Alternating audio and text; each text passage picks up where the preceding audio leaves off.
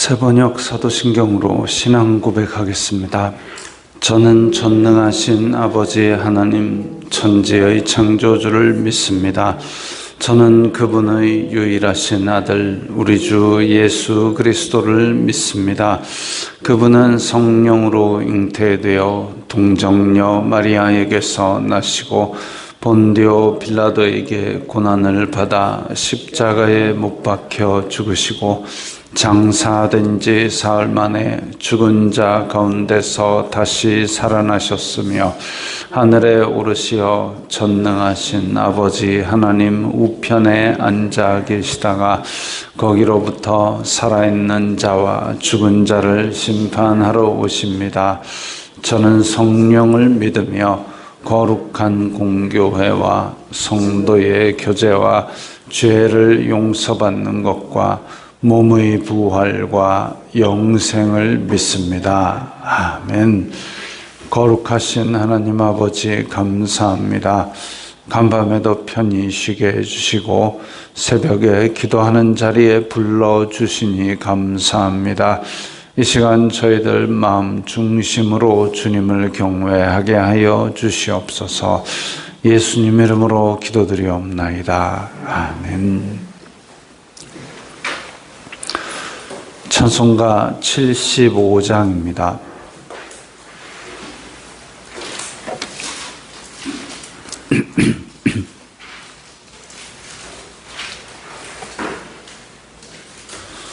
찬송가 75장입니다.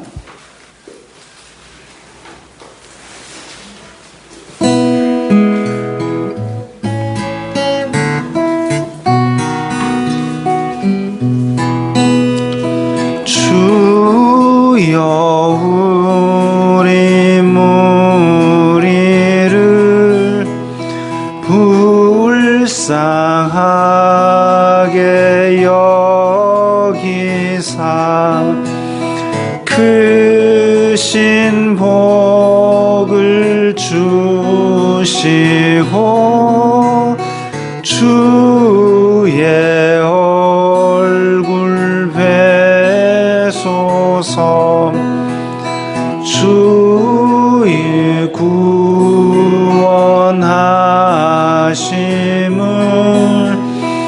널리 알게 하시니 천하 만국 백성들 주께 찬송합니다. 주가 다스리시고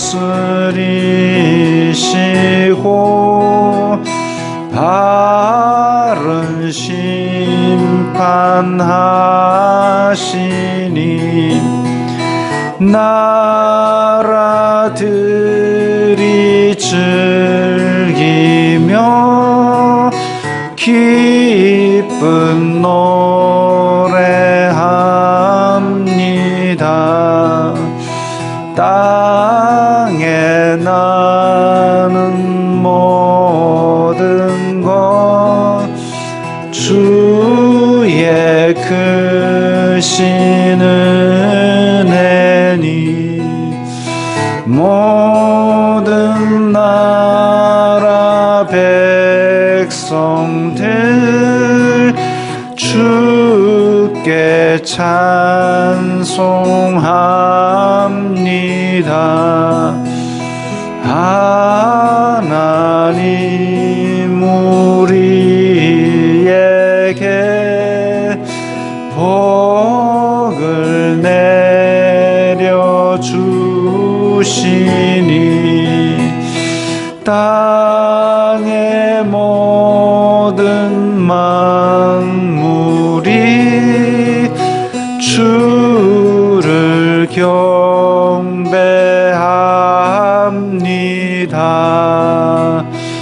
아멘.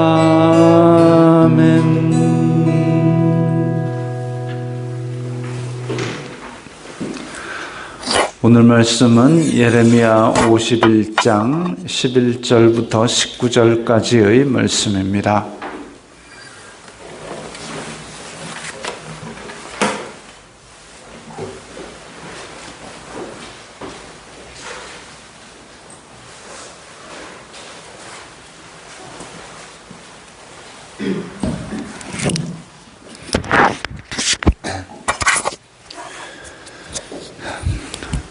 예레미야 51장 11절부터 19절까지의 말씀 함께 읽겠습니다.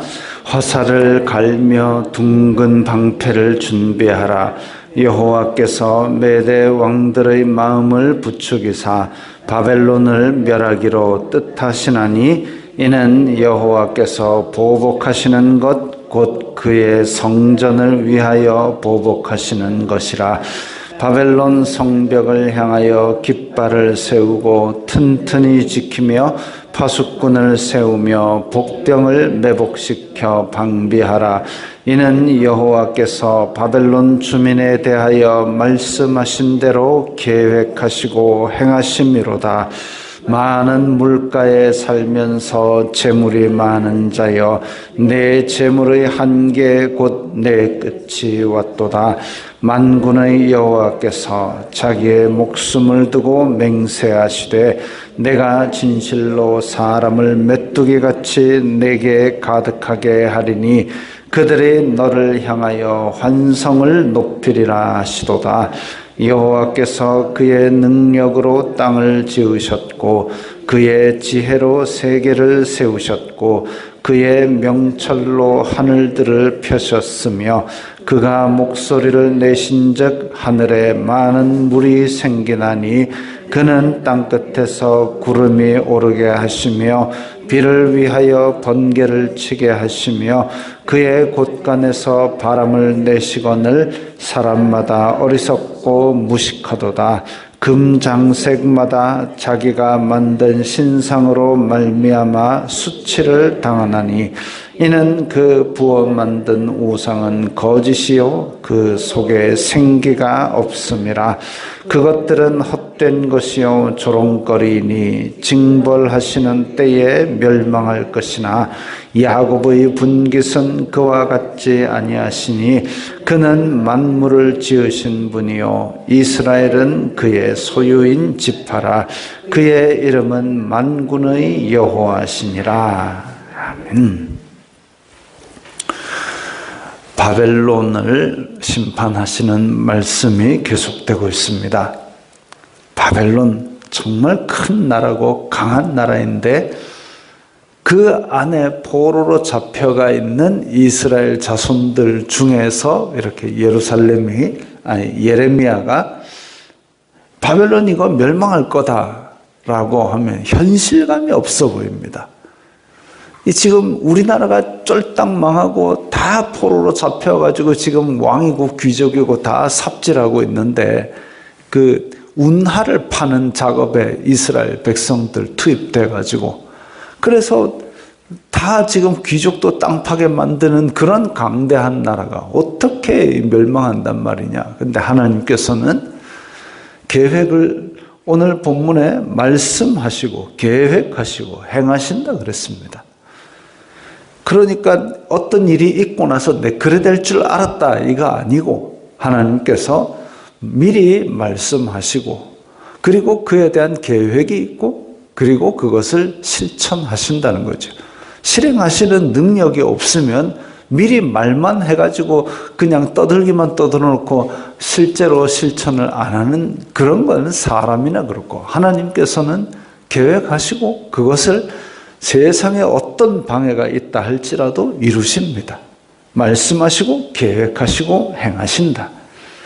근데 11절에 화살을 갈며 둥근 방패를 준비하라. 화살이라는 것은 이게 이제 화살 촉을 갈아가지고 아주 예리하게 만들면 멀리서 날아와도 그 고대의 그 어설픈 강도로 쏘아도 지금이야 뭐 총알을 쏘면 총알이 날아가서 박히는데 그 고대에 줄을 당겨가지고 탄력으로 날려보냈는데 그 뭐 길이 사거리가 얼마나 유효하겠습니까? 그럼에도 불구하고 한 발이라도 더 몸에 꼽히도록 화살을 간다. 아주 잔인한 거죠. 사람이 그 우연히 부딪히거나 이런 것이 아니라 의도적으로 다른 사람을 죽이기 위해서 칼을 갈고 또 멀리 있는 무기를 준비하고 이런 것들이 상당히 잔인한 겁니다. 가만히 생각을 해보면. 그런데 그렇게 잔인하게 인간성을 말살하는 전쟁을 지금 메대 왕들의 마음을 부추기사, 자기 전쟁이 나면 부하가 한 명도 안 죽는 전쟁이 어찌 있을 수 있겠습니까? 그러나 지금 왕들의 마음을 그렇게 준비를 해가지고 실제로 이 전쟁이 났다 하면 국가의 많은 물자와 그리고 국가의 많은 인력들이 다 소모가 되는 그런 큰 일인데도 불구하고 메대 왕들이 이렇게 전쟁을 준비하고 돌이킬 마음이 없도록 그렇게 만듭니다. 왜? 바벨론을 멸하시기로 뜻하시나니. 하나님께서 바벨론 이것 심판의 도구로 사용됐지만 도를 넘어섰다라고 판단하신 거죠. 도를 넘어선 것이 여호와 앞에 교만하였고 예루살렘 성전을 완전히 바닥을 다 드러냈고 그리고 예루살렘 성전에서 갖고 온 금, 은 그릇으로 그걸로 부어라 마셔라 취하라 그걸 왕이 벨사살 왕이 그렇게 했다 이거죠. 그래서 하나님께서 나를 향하여 교만한 너희들 바벨론을 향하여 그의 성전을 위하여 보복하신다.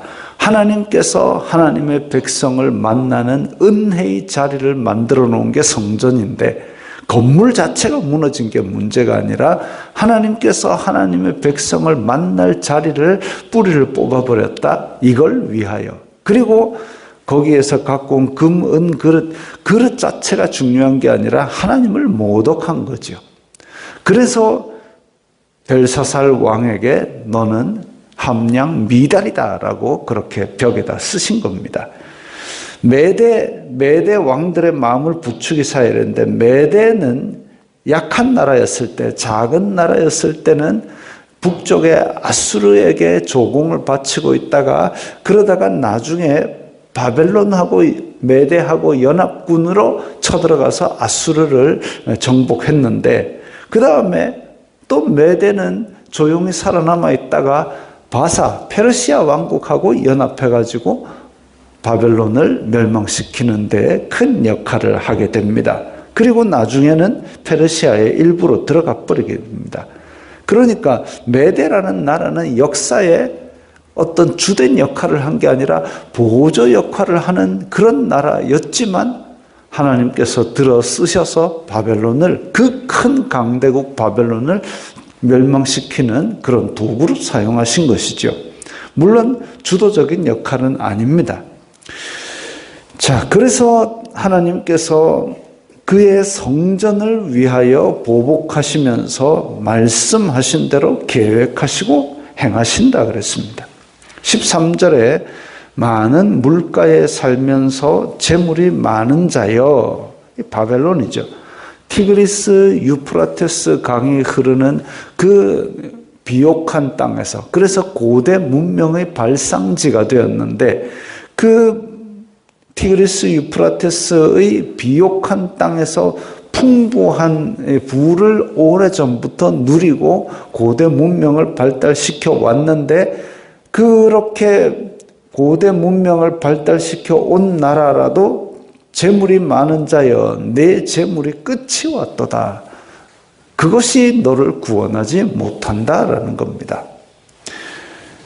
14절에 내가 진실로 사람을 메뚜기같이 내게 가득하게 하리니, 지금 이집트부터 바벨론까지의 이 중근동 지방에서 메뚜기 떼가 한번 쫙 휩쓸고 나면 그야말로 숟가락 뭉덩이만 남는, 쇠로 됐으니까 메뚜기가 못 주워 먹는 것만 남고 산천 숲을 초목 싹 쓸어버리는 그 엄청난 메뚜기 떼입니다. 근데 그게 메뚜기 떼가 그런 게 아니라 사람이, 그것도 이 나라를 공격하려는 사람이 메뚜기 떼와 같이 몰려온다. 정말로 공포입니다, 이거는. 그런 공포가 바벨론을 뒤엎어서 바벨론을 멸망시킨다 이거죠. 그들이 너를 향하여 환성을 높이리라. 적군들이 쳐들어왔을 때 싸우고 나서 환성을 누가 지르냐면 이긴 사람이 지르겠죠. 근데 그 메뚜기같이 이 땅을 공격하는 사람이 환성을 지른다. 그러면 그야말로 이 땅은 깨끗하게 전멸하는 겁니다. 15절에 여호와께서 그의 능력으로 땅을 지으셨고 그의 지혜로 세계를 세우셨고 그의 명철로 하늘들을 펴셨으며 또 밑에 땅 끝에서 구름이 오르게 하시고 비를 위하여 번개를 치게 하시며 이런 얘기를 쫙 들으면 욥기 마지막에 하나님께서 나타나셔서 무지한 말로 이 어지럽히는 자가 누구냐 하면서 욥 너희들은 대답해봐라. 이 하늘에서 바다에 경계를 지은 자가 누구며 누가 해를 가르쳐서 땅에서 떠라. 저쪽 끝으로 해가 져라. 그건 명령 누가 하느냐? 한번 대답해봐라. 그렇게 하나님께서 하신 일에 대해서 하나하나 선포를 하십니다. 내가 너희들 수준하고는 다르다. 천지 만물을 만들고 다스리는 그 존재가 바로 나다. 그 위험 앞에서 다 엎드릴 수밖에 없는 거죠. 하나님이 안 보이시니까 다행이지 안 그러면 우리 심장이 벌렁거려 살지도 못할 겁니다. 시편 103편 11절에 보면 하늘이 땅에서 높음같이 그를 경외하는 자에게 그의 인자하심이 크시도다. 하늘이 땅에서 높음같이 하나님의 뜻을 사람이 어떻게 얘기하거나 헤아려 알지도 못합니다. 하나님께서는 그야말로 하늘이 높음같이 우리와 뜻 자체가 다른 거죠.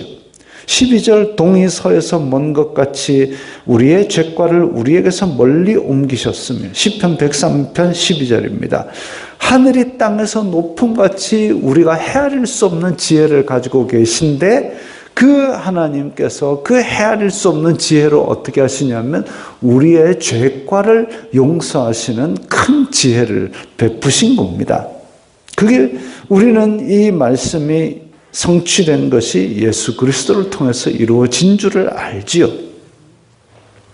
이런 지혜의 하나님께서 또 우리 신약 성경 로마서 11장 33절 보면 깊도다 하나님의 지혜와 지식의 풍성하며 그의 판단은 헤아리지 못할 것이며 그의 길은 찾지 못할 것이라.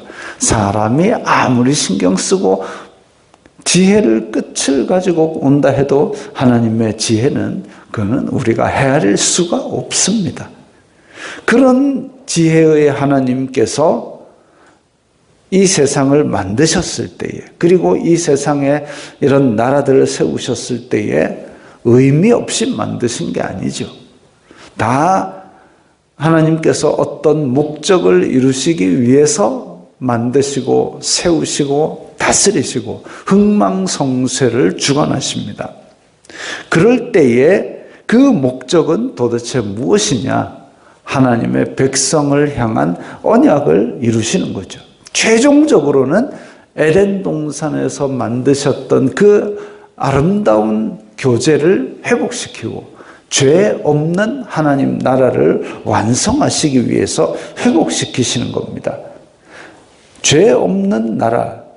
그래서 최후에는 사망도 불못에 던져진다 그랬습니다. 영원한 나라죠.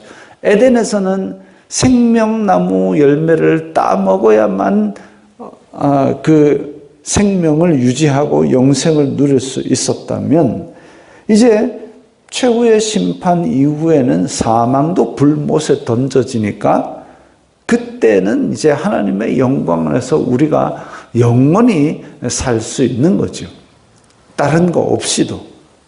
그런 완전한 나라를 만드시기 위해서 우리의 죄과를 버리시기 위한 그 진통의 과정, 그 목적을 이루시는 그 과정들이 지금 이 진통의 과정이고 전쟁의 과정입니다.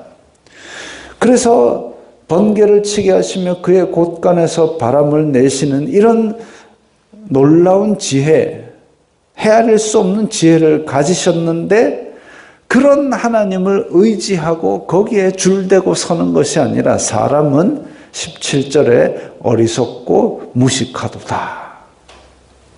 어리석고 무식해서 뭐하냐면 자기가 만든 신상을 섬기고 있습니다.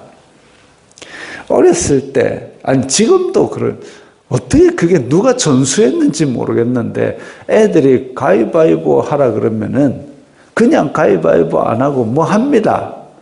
뭐 하셨죠? 뭐 이 팔 이래 갖고 개미 똥구멍 보고 아니면 손 이래가 손에 주름 보고 그래가 가위바위보 합니다. 그 100% 이겨집니까 그게? 못 이깁니다. 즉 실력으로 되는 게 아니기 때문에 그래서 이 무슨 개미 똥구멍을 보고 손에 주름을 만들어 가지고 그거 보고 자기 노력으로 안 되니까 운에 의지하는 거죠.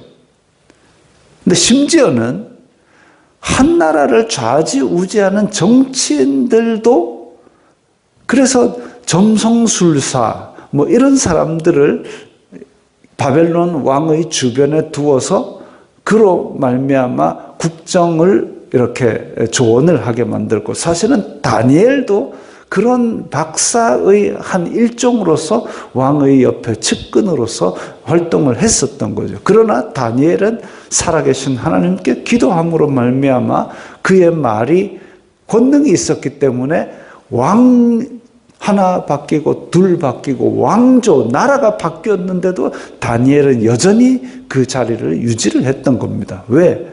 그의 말은 하나님의 지혜가 담겨 있기 때문에. 그래서 이 지금 자기 노력으로 아니 오늘 수능 날인데 학생들이 수능 시험 문제를 풀어야 되지 않습니까? 풀려면 어떻게 해야 되냐면 공부를 해야 됩니다. 공부를 해서 실력으로 푸는 게 시험이죠.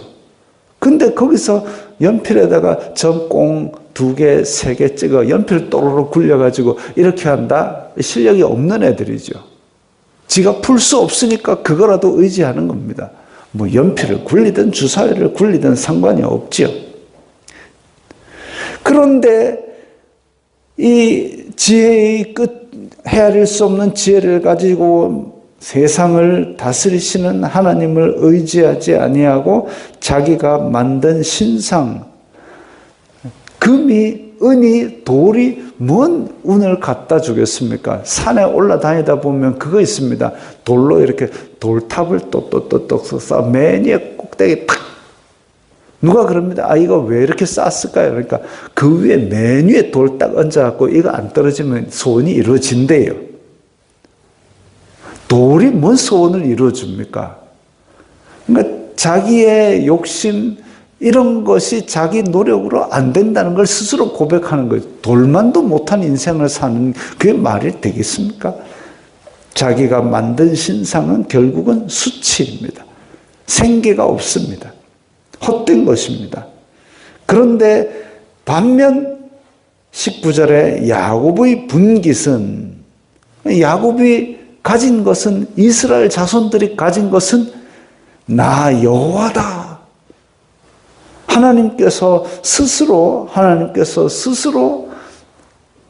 하나님께서 내가 너희들의 하나님이다라고 하나님께서 스스로 너희들의 소유가 되었다고 선포하십니다. 은혜지요, 이거는. 그러면서 동시에 우리를 향하여 하나님의 백성이라고 백성 삼아 주십니다. 이것도 큰 은혜지요. 야곱의 분깃은 만군의 여호와다. 그러면서 선포하시는 것이 바벨론을 심판하시면서 그 심판의 날은 동시에 하나님의 백성에게는 구원의 날이 됩니다. 우리가 고대하고 사모하는 것은 예수 그리스도의 다시 오심으로 말미암은 구원의 날이지 이 세상 홀딱 불타버려라 심판의 날이 아닙니다마는 예수 그리스도께서 구원하시는 날에 이 세상은 심판을 받게 될 겁니다. 그러면 우리는 어떻게 해야 되느냐? 심판의 날에 많은 사람들이 심판을 받는 것이 아니라 구원을 받도록 예수 그리스도의 복음을 전하는 것이 성도들의 할 일이겠지요. 하나님의 지혜와 지식은 우리가 헤아릴 수 없이 깊고 그분은 말씀하신 대로 계획하시고 이루십니다. 그런 하나님의 구원을 사모하는 우리 성도들이 다 되어야 되겠습니다. 기도하겠습니다. 거룩하신 아버지 하나님 감사합니다. 저희들을 불쌍히 여기시고 저희들에게 구원을 베푸시고 저희들에게 이 세상 끝날까지 이 믿음 붙들고 살아갈 수 있도록 도와주시옵소서. 예수님 이름으로 기도드리옵나이다. 아멘.